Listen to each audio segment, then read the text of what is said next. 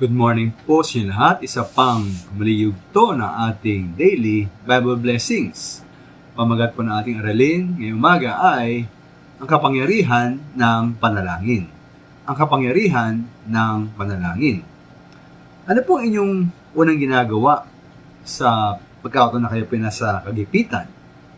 Tulad ng karamdaman, matinding kakulangan o malaking problema.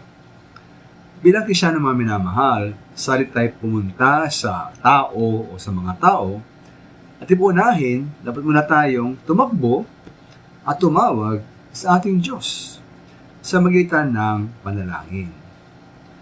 Ito nga po, makikita natin sa mga Gawa Kapitulo 12, na nalangin po ang batang iglesia nung si Pedro po ay pinatakip.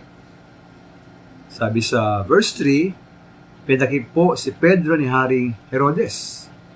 At sa verse 4, pagkatakip kay Pedro, siya ay kinulong at pinabantayan sa mga kawal.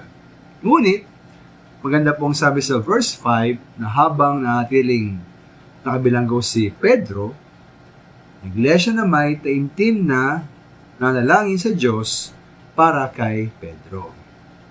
At sa mga sunod po ng mga bersikulo, timingkita roon kung paano ang Diyos ay tumugon sa panalangin at pinalaya ng Diyos si Pedro.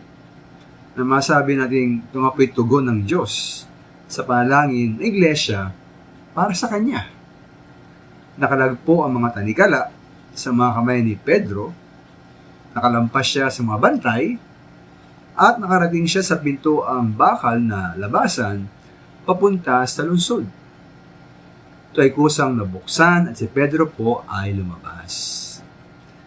Ayon po sa Biblia mga minamahal, ang Diyos ay handang tumugon sa ating panalangin. Kung tayo lamang ay tatawag sa Kanya at magitiwala na Siya ay tutugon. Sabi nga ng Panginoon sa Matthew 7:7 and 8, humingi kayo at kayo'y bibigyan.